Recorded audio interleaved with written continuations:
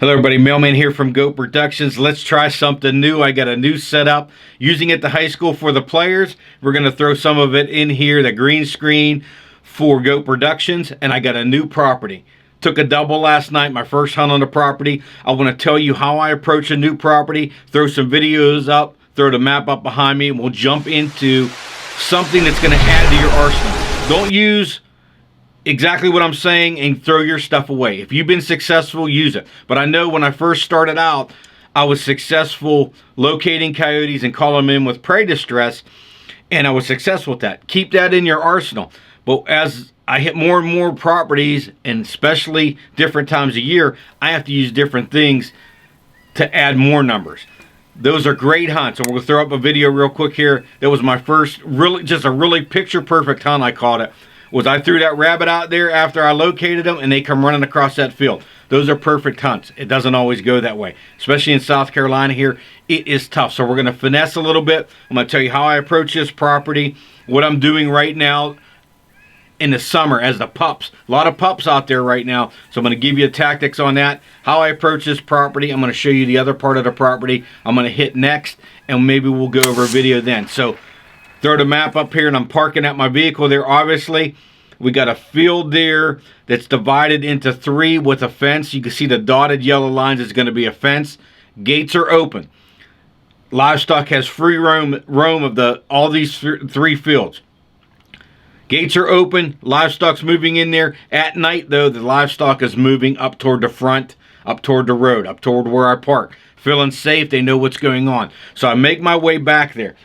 As I'm making my way back there, I'm obviously scanning, though, because he's having problems. Those coyotes are coming up. Make my way through the first fence. Now I'm hitting deer. Deer are going to be in that second area.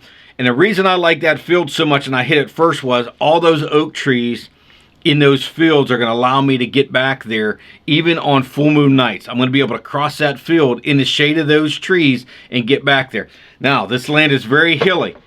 The elevation you really can't see on there, but I get back into that third field, and this is the area I want to hit. Farmer's seen coyotes in there. He's heard coyotes back in that corner. I'm up on top of the hill looking down to that lake to my right.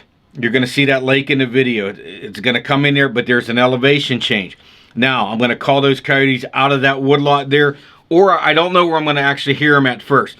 But as I get in there, I'm going to be on my first set of calls. I'm not going to go straight into a howl right off the bat. I don't want to be aggressive just yet. I want to go in there and I set up in an area that is close to that woodlot, and I'm going to throw out a sound. You're going to go with puppy sounds right now. The sounds that I'm really using are pup chatter. I really like Icatech's pup chatter. The reason I like Icatech is they throw out new sounds and they're free. So if you have an Icatech and they throw out new sounds, so one of their new sounds is coyote scrap.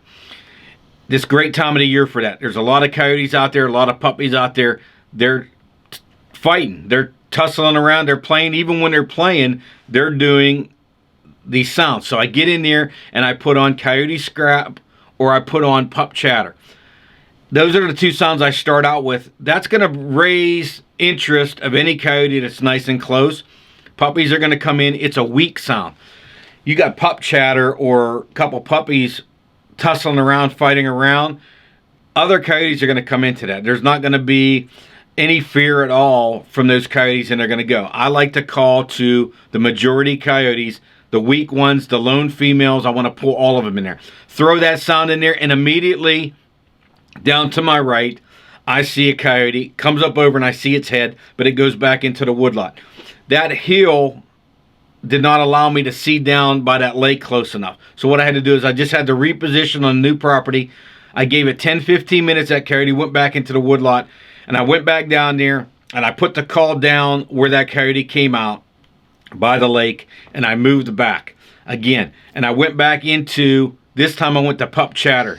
Changed it up just a little bit, but the same type call.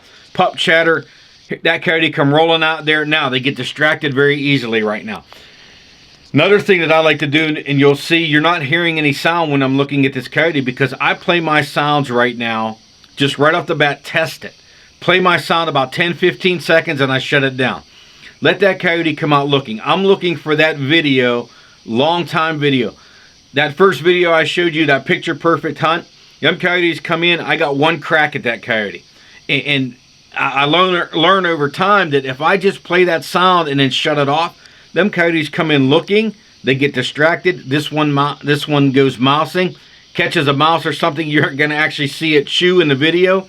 And then I take a great shot on this coyote, and I drop that first coyote, drop it right down there.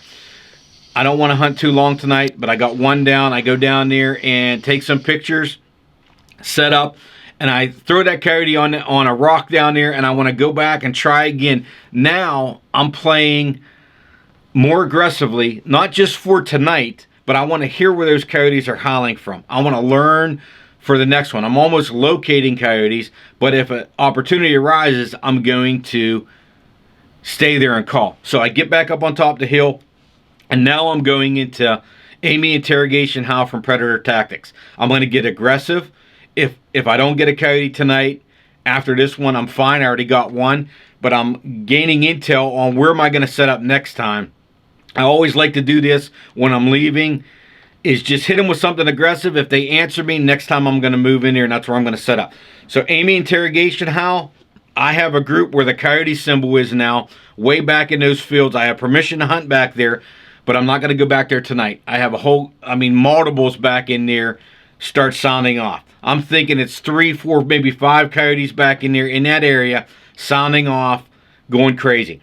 Great. Next time I'm going to go back there. I mark it on my map as I'm standing there. I'm marking hunt stand, which direction am I facing, and I'm looking at those areas. Now, right after that, one thing that I do on my howls, I watch Heath Baker do it a lot on his lives, but what I do on the Amy interrogation howl is I let 3 howls play, so the first 3 sections of the howls play, and then I hit pause.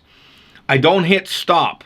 If I hit stop and then I hit play again, it's going to start from the beginning. I don't want to repeat the same call. So I pause that call because I know right after that is a bark and then another howl. So I play the 3. The coyotes start howling at me and I pause. I let them go through their whole scenario. They stop and I start it again. There's a bark and then there's another howl. And in that woodlot down below me, nice and close, within 100 yards, I got a single lone howler in there. Good. I'm on that coyote right there. That's the one I'm going to go after tonight. I'm going to give him some time. Even if I leave and don't get that coyote, I know there's one still down there in that woodlot. Sit there and wait about 3-4 minutes, and then I go into puppy whines. Another puppy sound that I didn't use previously. I got 10 of them on my presets now. I got 20 presets on my Icotech. 10 of them are puppy sounds right now. June, July, August, I'm using puppy sounds. Rest of the year, I have puppy sounds on my presets, but I don't have as many. Right now, I got 10 because I'm switching them up all the time. Puppy whines. I'm sitting there, and you're going to go to my second kill. I'm scanning with my scanner. See, telltale coyote come out of the woods. Automatically hit stop. I want him to search. Let him come out there and search. Get on there. This is going to be a nice quick video. Boom, hit that second one.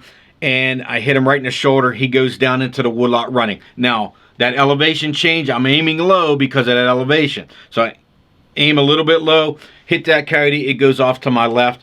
I called that next one in with the puppy whines. Hit him with the aggressive stuff, find out where they're at, go to puppy whines.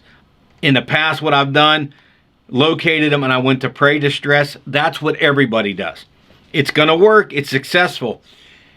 South Carolina, a lot of guys get that. But I think a lot of guys use prey too much. I use prey too much. The reason I went into using the puppy calls and stuff like this is prey is overused. I believe prey calls are overused. But if you want to get away from prey calls being overused, use birds. Use a bunch of different prey calls. Don't just use that same prey call over and over again. So that's how I approached it. Next time I'm out, I'm going to go back where that coyote symbol is, and I'll hit those, and I'll hit that with a different approach because those are more open areas without trees in them. So I hope this helps you out a little bit. It gives you another direction to go instead of that aggressive, right off the bat aggressive. That's good sometimes, and sometimes you want to get out there. If you know that area, if you know that land, hit them with the aggressive stuff right away. But what I'm trying to do on a new piece of property is I'm going in there experimenting first. Start with that. I think James Bostic says levels of aggression. I start low with the levels of aggression and then crank it up. As I get to know this property more, I'll go in there, especially if you know there's a specific one, man, that you just, he likes specific calls, get in there and hit him with different ones. So I'm going to try and bring you some maps on the green screens now. I'm going to try and give you a little bit of tactics of what I use. I know a lot of guys maybe don't want to go out there and tell what they use, but I'm going to tell you exactly what I use. One other thing on this map is the green circle is just another area I got circled that I think is going to be good during a full moon. Look for those areas on your maps when I walk out there and I look at these areas. So over there, when I can walk out to a field opening in trees, I'm set up in trees and I'm looking at a major woodlot. I like areas like that. So that green circle is going to be one of the ones I hit next. We'll go over that if it's successful. We're going to go over next also where that big coyote symbol is, and we'll jump on some more, bring you some more stuff. See you soon.